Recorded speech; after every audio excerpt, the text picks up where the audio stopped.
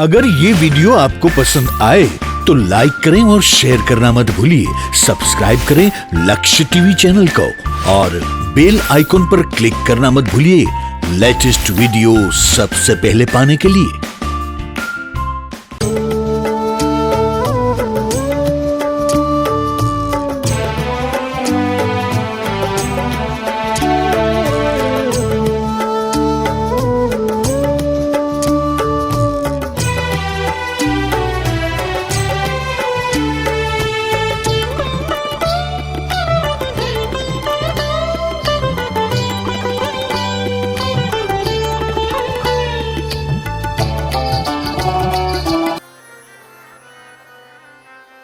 અને ચૈત્ર માસની નવરાત્રિમાં એ 9 મહિનું વર્ણન કરતા ગૌસ્વામી તુલસીદાસજી મહારાજ કહે છે, નવમી તિથિ મધુમાસ પુનીતા શુક્લ પક્ષય વિજિત હરિપ્રીતા નવમી તિથિ મધુમાસ પુનીતા શુક્લ પક્ષય વિજિત હરિપ્રીતા મધ્ય દિવસ યતિ શીતન ધામા મધ્ય દિવસ યતિ શીતન ધામા પાવન કાલ લોક વિશ્રામ પાવન કાલ લોક વિશ્રામ નવમી તિથિ મધુમાસ પુનીતા શુક્લ પક્ષય વિજિત હરિપ્રીતા નવમી તિથિ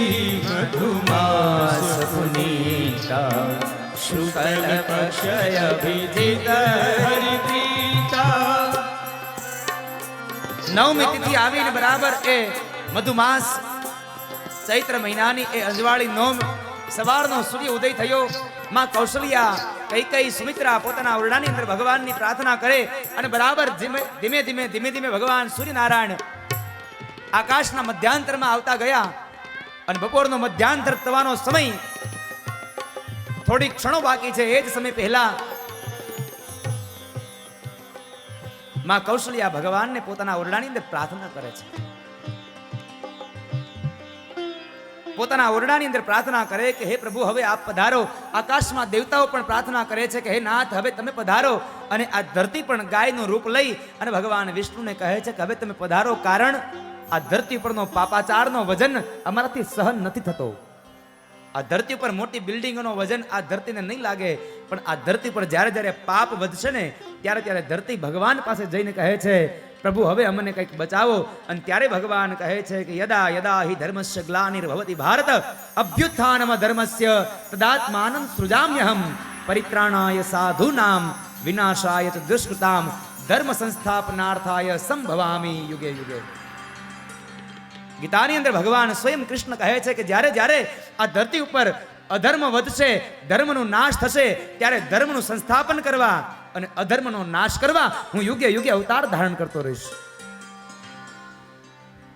અને એ જ સમયે મધ્યાંતરના થોડા પૂર્વના સમયે કહેવાય છે કે માં કૌશલ્યાના ઓરડાની અંદર એક મહાપ્રકાશ થયો અને ભગવાન ચતુર્ભુજ નારાયણ પ્રગટ થયા। બોલીએ ચતુર્ભુજ નારાયણ ભગવાન કી જય। ભગવાન પ્રગટ થયા અને માં કૌશલ્યા કહે છે, નાથ હે ઈશ્વર તમે મને છેતરી ગયા છો। ભગવાન કહે છે માં મેં શું છેતરા તમને? મેં આપને વચન આપ્યું હતું હું આવું છું ને આવ્યો પણ ખરો। અને ત્યારે માં કહે છે પ્રભુ આવવાની વાત કહી હતી, પણ દીકરો બનીને આવવાની વાત હતી, જગતના બાપ બનીને આવવાની વાત ન હતી। 2 હાથવાળા મનુષ્ય બની આવવાની વાત હતી, આ 4 હાથવાળા નારાયણ બની અને આવવાની વાત ન હતી। અને એ જ સમયે ભગવાને માના વચનોને લઈ અને માને રાજી કરવા માટે ભગવાને પોતાનું સ્વરૂપ અંતર્ધ્યાન કર્યું અને માતા કૌશલ્યાના ઉદરની અંદર ભગવાને પોતાનું તેજ પુંજ પધરાવ્યું। અને એ સમયે દેવતાઓ ભગવાનની સ્તુતિ કરે અને માં કૌશલ્યા પણ ભગવાનની સ્તુતિ કરે છે। એ ભયે પ્રગટ કૃપાલા દીન દયાલા કૌશલ્યા હિતકારે ભય પ્રગટ કૃપાલા દીન દયાલા તાલી કે ભય પ્રગટ કૃપાલા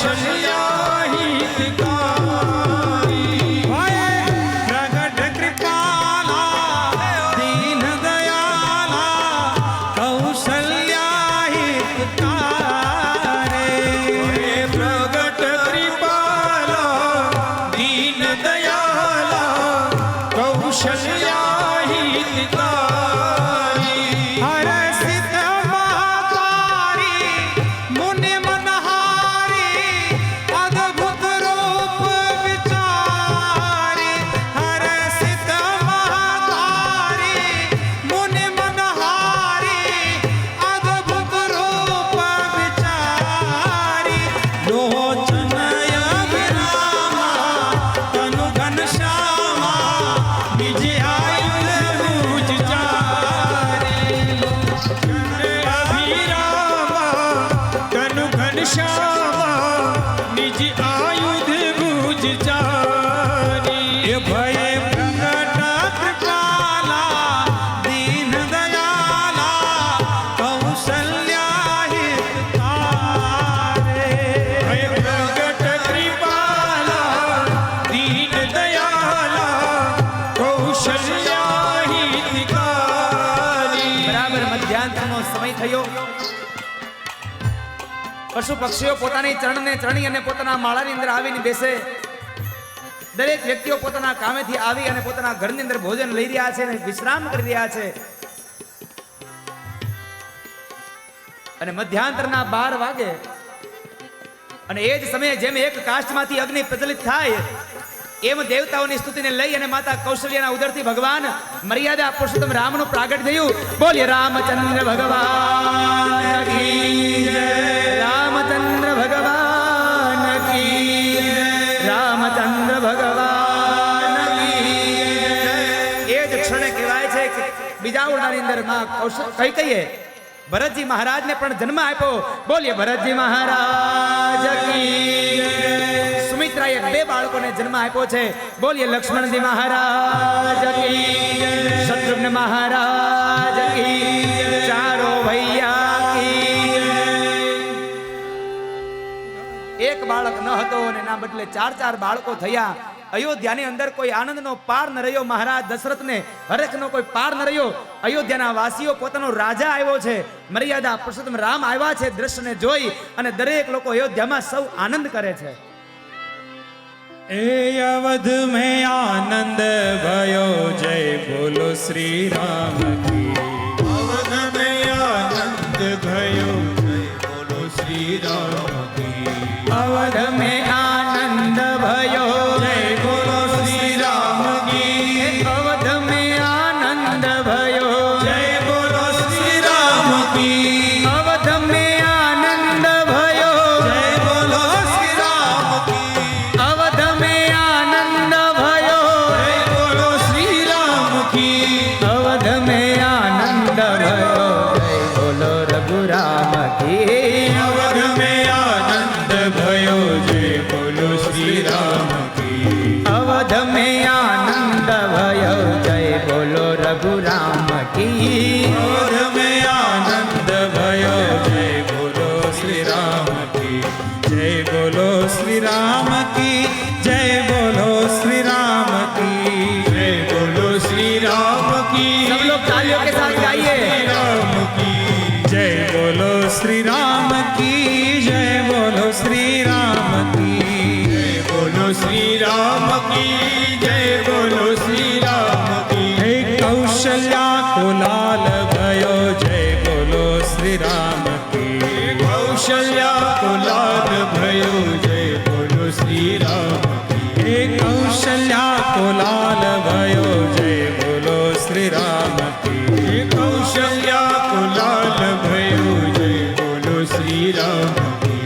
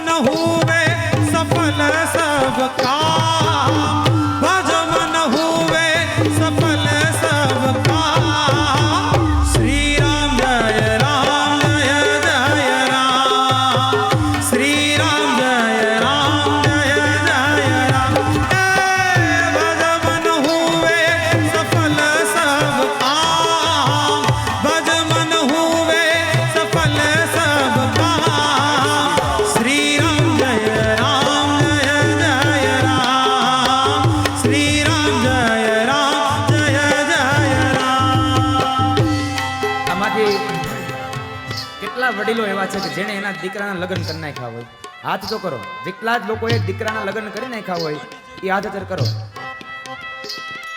દીકરાની ઘરે દીકરો આવે કેટલો આનંદ થાય. લાકડીએ હાયલા વગર ન હાલતું હોય ને, પણ દીકરાની ઘરે દીકરો હવે સમાચાર સાંભળે ને એટલે લાકડી ન ગોતે, એમને મંડે હાલવા. કારણ આનંદ ન હોય ને સાહેબ. કારણ રણ જીતા કંકણ બંધના અને પુત્ર વધાયું થાય. રણ જીતા કંકણ બંધના પુત્ર વધાયું થાય. આ ત્રણ ટાણા હરખના પછી કોણ રંક ને કોણ રાય. તો અહીંયા તો ભગવાન મર્યાદા પુરુષોત્તમ રામ પ્રગટા છે, તાળીઓ કેમ ન પડે. જય હો. हे भजमन हुए सफल सब काम, भजमन हुए सफल सब काम. श्री राम जय जय राम,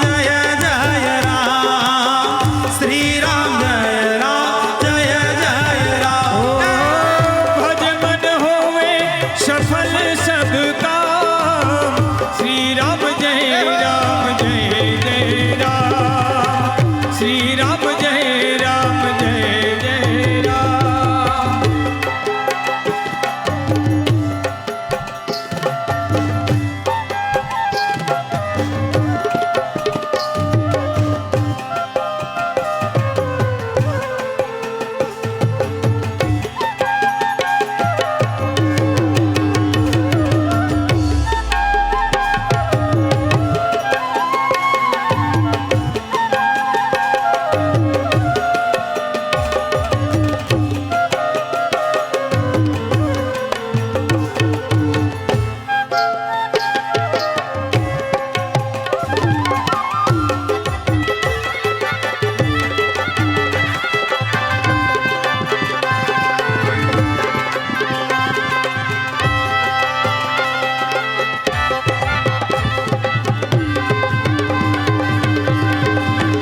कभी राम बन के कभी श्याम बन के चले आना, प्रभु जी चले आना. कभी राम बन के कभी श्याम बन के चले आना, प्रभु जी चले आना. कभी राम बन के कभी श्याम बन के चले आना, प्रभु जी चले आना. कभी राम बन के कभी श्याम बन के चले आना, प्रभु जी चले आना. तुम राम रूप में आना, तुम राम रूप में आना. धनुष हाथ लेके सीता साथ लेके चले आना, प्रभु जी चले आना. धनुष हाथ लेके सीता साथ लेके चले आना, प्रभु जी चले आना. कभी राम बन के कभी श्याम बन के चले आना, प्रभु जी चले आना. कभी राम बन के कभी श्याम बन के चले आना, प्रभु जी चले आना. ओ हे लीले बड़ी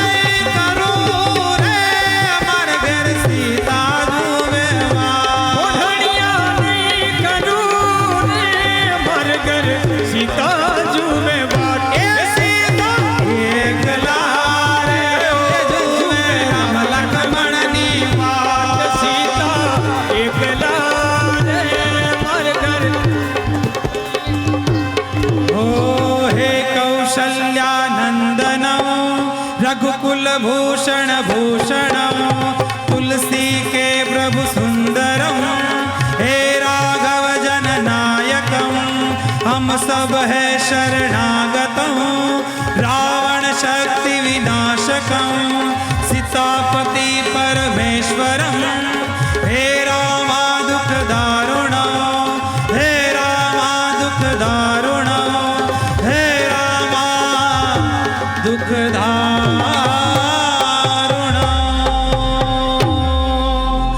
रामचंद्र भगवान की जय। अवध में आनंद भयो जय रघुवीर लाल की। अवध में आनंद भयो जय रघुवीर लाल की। कथाમાં ઉપસ્થિત રહેલા દરેક વ્યક્તિઓને રામ જન્મની ખૂબ ખૂબ બધાઈ હો, ખૂબ ખૂબ બધાઈ હો। ચાર ભાઈઓના જન્મ થયા અને એ જન્મોત્સવની કથાઓને માણી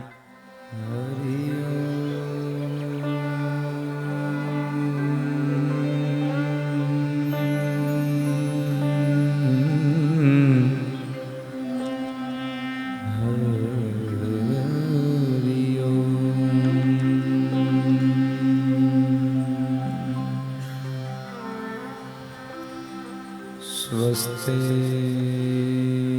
श्री गणेशाय नमः।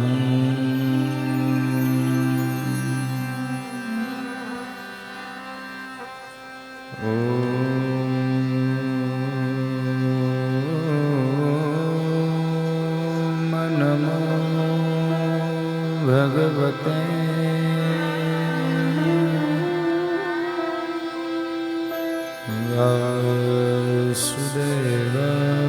वासुदेवाय नमः।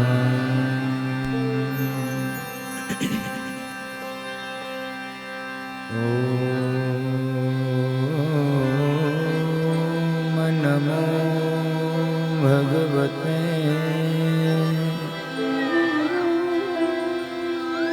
त्वं शरणं प्रपद्ये।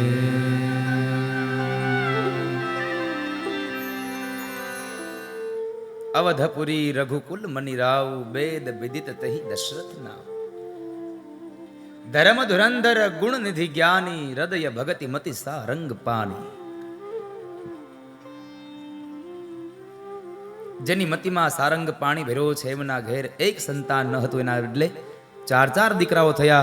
અયોધ્યાની અંદર સૌએ રામલલાના દર્શન કર્યા છે ને એ દિવસે સૌ ભાન મૂકી અને રામજીના જન્મોત્સવને મનાવે છે। કોઈને ન ભૂખ લાગી ન કોઈને તરસ લાગી।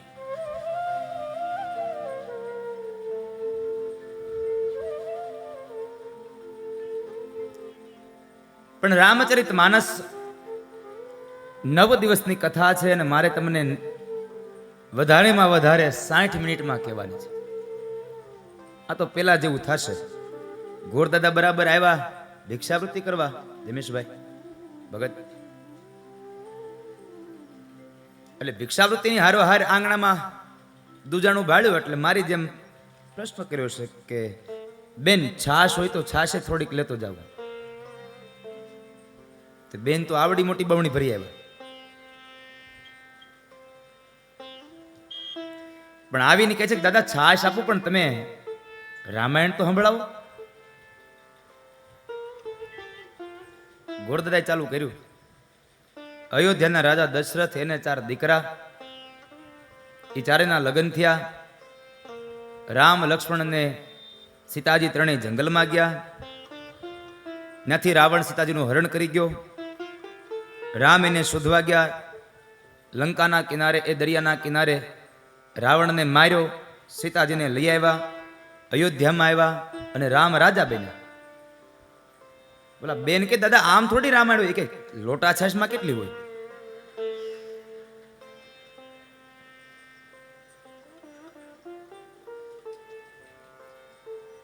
એક લોટા છાશમાં કેટલી રામાયણ હોય? એ મારા 9 દિવસની કથાને અહીંયા 60 મિનિટમાં વર્ણવાની, એટલે મારે કેટલીક વર્ણવી, પણ પ્રયાસો કરીશ કે મારા ને તમારા જીવનને કંઈક સદમાર્ગે વાળે એવા એકાદ બે પ્રસંગો રામચરિત માનસના લઈને રામચરિત માનસને વિરામ આપીશું. જીવનને ઉપયોગી થાય એવા બે પ્રસંગો રામચરિત માનસના વર્ણવીશું.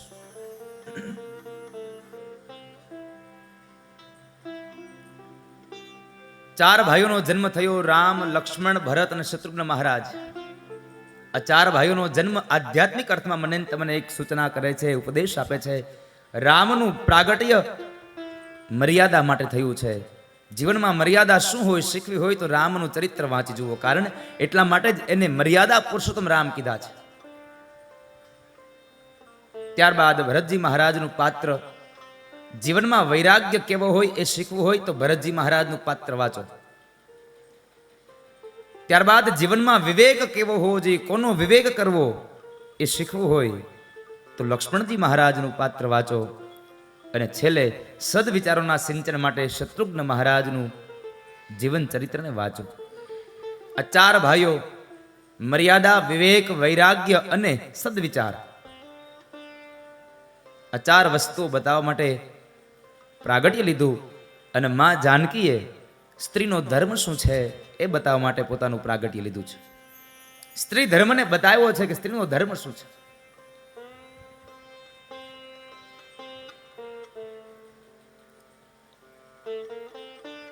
ચાર ભાઈઓનું પ્રાગટ્ય થયું. રામચરિત માનસમાં ભગવાન રામનું બાલ્ય અવસ્થાની કથાઓ બહુ સંક્ષિપ્તમાં આપી છે. પણ રામચરિત માનસમાં એક પણ જગ્યાએ એવું નથી ઉદ્ભવ થયું, એક પણ જગ્યાએ એવો લખાણ નથી લખાયું કે રામજીએ માં કૌશલ્યાને બાલ્ય અવસ્થામાં ક્યાંય પણ હેરાન કર્યા હોય. એમણે ક્યારેય માં કૌશલ્યાને હેરાન કર્યા જ નથી. ચારેય ભાઈઓ ધીમે ધીમે મોટા થયા. ચારે ભાઈઓ શેરીઓમાં રમવા જાય છે અને રમત જ્યારે રમે છે એ રમતની અંદર ભગવાન રામ જાણી જોઈ અને પોતાની હાર સ્વીકારી લે છે.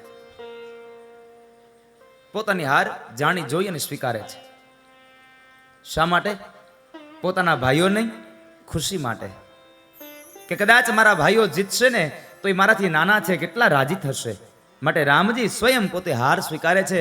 અને અંતમાં રામજી એટલા શબ્દો ઉમેરે છે કે જીત મારા ભાઈઓની થાય કે જીત મારી થાય, અંતે જીત થાય છે તો અમારી ને.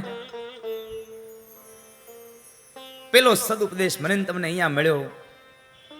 રામચરિત માનસ બે કિનારાઓને જોડવાનું કામ કરે, બે પરિવારને જોડવાનું કામ કરે, બે વ્યક્તિઓને મિલન કરાવવાનું કામ એ રામચરિત માનસ કરે છે. જો માત્ર સંભળાય નહીં, એને જીવનમાં ઉતારવામાં આવે તો, એને જીવનમાં ઉતારશો તો જીવનમાં ક્યારેય ક્લેશ નહીં થાય. રામચરિત માનસને તમે સાંભળશો અને રામચરિત માનસના એ સદ વિચારોને તમે અનુસરશો જીવનમાં, તો તમારા ઘરમાં ક્યારેય ક્લેશ નહીં હોય. રામાયણ એ જ તો શીખડાવે છે કે તમારા ઘરને અયોધ્યા બનાવો, જ્યાં યુદ્ધ નથી એ અયોધ્યા છે, જે ઘરમાં ક્લેશ નથી એ અયોધ્યા છે. સરયુના કિનારે, સરયુ એટલે શું? આધ્યાત્મિક અર્થ કહે છે ભક્તિના કિનારે તમારા અયોધ્યાનું સ્થાપન કરો અને એમાં તમે રહો. ભક્તિના કિનારે અને ક્લેશ ન હોય એવા ઘરની અંદર તમે વસવાટ કરો. જ્યાં યુદ્ધ નથી ત્યાં એ અયોધ્યા છે. રામચરિત માનસ ઘરના ક્લેશને દૂર કરવાનું કામ કરે છે. પણ આપણી એટલી બધી અંધશ્રદ્ધાઓ છે, આપણે શું કહીએ, રામાયણને એક વર્ષ ઘરમાં ન રખાયો, બીજાને ઘરે દઈ આવવું પડે, નકર ઘરમાં રામાયણ થાય. આપણી અંધશ્રદ્ધા છે. રામાયણને ઘરમાં રાખી હશે ને તો જિંદગીમાં તમારા ઘરમાં ક્લેશ વાળી રામાયણ નહીં થાય. માત્ર આને કથાઓ માની અને સાંભળી અને 2-5 કલાકનો આનંદ કરી લઈએ છે ને, એટલા માટે આ રામચરિત માનસનો મર્મ મને તમને સમજાતો નથી. જો આને જીવનમાં ઉતારો તો ખબર પડે કે રામચરિત માનસનું મૂલ્ય શું છે. આ તો અહીંયા બેસીએ ત્યાં સુધી કથાનો સાર આપણને લાગે, પણ જેવા કથા મંડપની બહાર જઈએ એટલે હતા ત્યાં ત્યાં પાછા. અભી બોલા અભી.